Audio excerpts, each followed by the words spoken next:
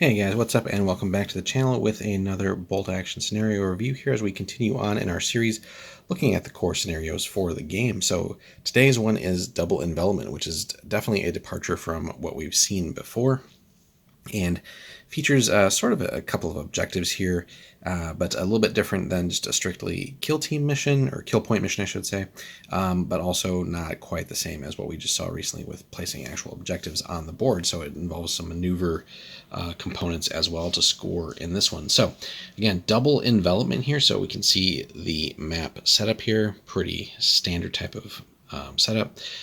So here, both players roll a die. The highest scorer picks a long table edge and declares which of his units are being left in reserve, and this must be half the units in his army rounding down.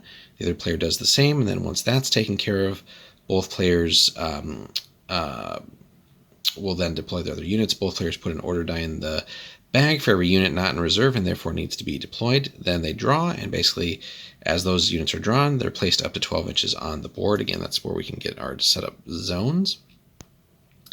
You can also use the hidden setup rules if you want to, and then basically do that until everything that's not in reserve is set up.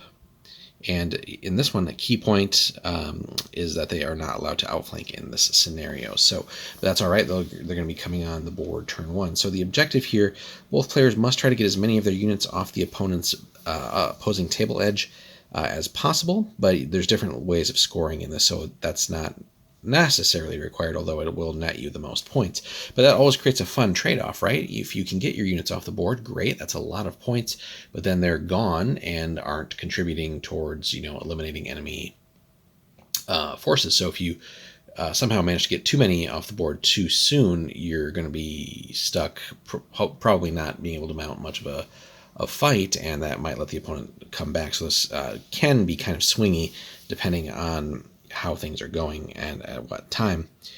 So in this one, it breaks the normal rule of not being able to move off the tabletop voluntarily, so you can exit off the opponent's side. So smart play here will be, and as we'll see with the victory conditions, is waiting a little bit until towards the end of the game, and then kind of moving things off on the last turn if you've ideally thinned out the enemy to a point where they really won't pose much of a threat anymore to you. First turn, battle begins. During turn one, the attacker must move his entire force, the rest of the force, first wave, onto the table. They can enter from any point on their declared table edge and basically have to run or advance on as normal.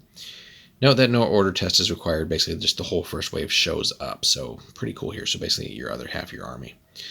Game duration, so this one's a slight change from before, and again, we could take this tweak here and apply it to any of the other missions as well. So as normal, 6 turns. But at the end of turn 6, you'll roll again, or roll as normal, and see if there's a turn 7 on a 4-up. But here on turn 7, you're actually going to do the same thing, so there might actually be a possible 8th turn, which does provide that potential extra time to get more units to the other side of the table and get them off the board. So how do we actually win in this crazy scenario? So at the end of the game, again, we'll calculate victory points, and if you win by 2 or more, you've won. Otherwise, it's a draw. So you score 1 victory point for every unit destroyed. Enemy unit destroyed, so kind of like the first few missions, right, where we're trying to just kill the enemy, but we can actually score 2 if we can manage to have our units in the opponent's setup area at the end of the game, even if only partially.